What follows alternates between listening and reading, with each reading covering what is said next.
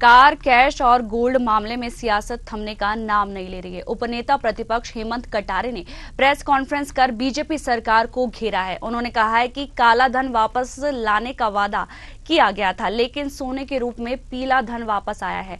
पहले नोट गिनने की मशीन बुलाई जाती थी, अब तराजू बुलाए जा रहे हैं। उपनेता प्रतिपक्ष का कहना है कि इस मामले में पूर्व सीएस इकबाल सिंह बेस और पूर्व परिवहन मंत्री का भी नाम शामिल है।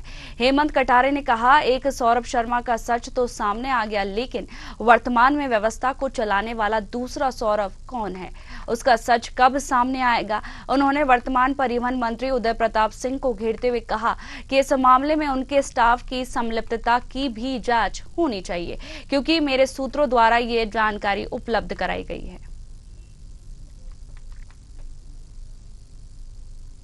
छोटी छोटी जो मछलियां हैं उनसे ऊपर जाए और जो इसके असली बड़े मगरमच्छ हैं जिनके संरक्षण में ये काम हुआ है वहां तक जांच को पहुंचाया जाए और वो तथ्य भी मैं आपके सामने रख सकूं कि मैं उन बातों को कह रहा हूं तो कैसे कह रहा हूं। देखिए, बीजेपी का वायदा था काला धन लाने का। काला धन तो नहीं आया, लेकिन मध्य प्रदेश में पीला धन आ गया। गोल्ड के जो बिस्किट हैं पीले धन के रूप में यहां पे आ गया। काला धन तो अभी तक नहीं आया है। इसके पहले कभी रेड पड़ती थी तो मशीनें बुलवाई जाती थी नोट गिनने की और बड़े बड़े संख्या में नोट गिने जाते थे, लेकिन ये पहली बार देखने को मिला है कि अब तराजू बुलवाने पड़ रहे हैं सोना तोलने के लिए।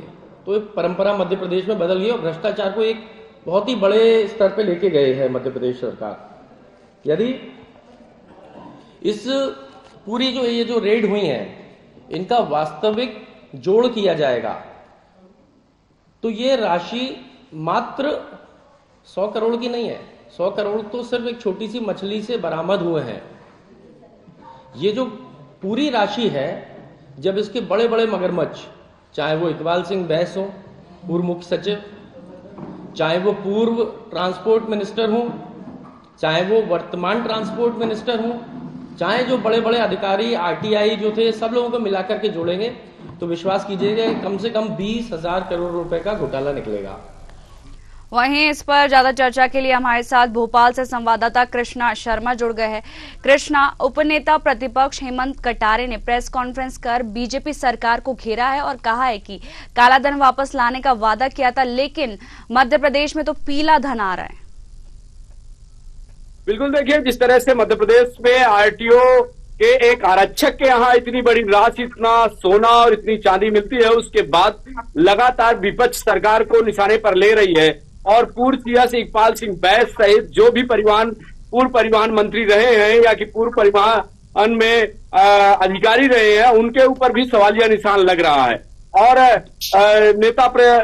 उप नेता प्रतिपक्ष हेमंत कटारे ने आज स्पष्ट रूप से एक प्रेस कॉन्फ्रेंस करके कहा है कि जो भी पूर्व मंत्री रहे, परिवहन मंत्री, उनकी जांच होनी चाहिए और इस मामले को लेकर वह पीएमओ में शिकायत करेंगे और सीबीआई जांच की मांग कर रहे हैं, क्योंकि कहीं ना कहीं मध्य प्रदेश में जिस तरह से एक आरक्षक के यहाँ 54 किलो सोना और 2 कुंटल चांदी, 10 करोड़ से अधिक का कैश मिलता है, वो एक बड़ा सवालिया निशान पैदा करता है। और एक आरक्षक के यहाँ इतनी बड़ी राशि मिलना कहीं ना कहीं जो अधिकारी महकमा है, सरकारी महकमा है, उस पर सवाल उठाता है और इसीलिए लगातार इस मामले को लेकर कांग्रेस सत्तापक्ष को घेरने में लगी हुई है। तो कृष्णा, अभी तक पता चल पाया है कि इसके पीछे कौन था, किसका हाथ था? साथ ही उपनेता प्रतिपक्ष ने बोला है कि एक सौरभ तो मिल गया है, तो उसमें दूसरा सौरभ कौन है?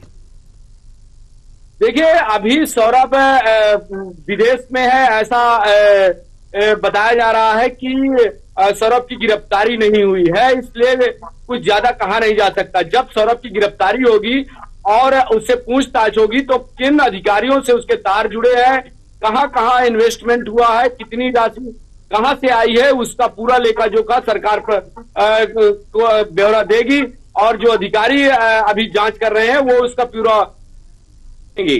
जी, अब तो जांच के बाद ही पता चल पाएगा कि इसमें कौन शामिल था। फिलहाल तमाम जानकारियों के लिए आपका बहुत बहुत शुक्रिया।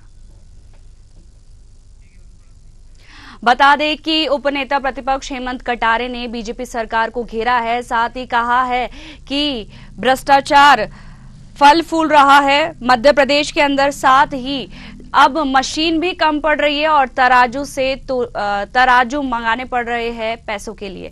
यह हेमंत कटारे ने कहा है। तराजू भी कम पड़ रहे हैं, साथ ही रेट का जोड़ 100 करोड़ से ज्यादा है।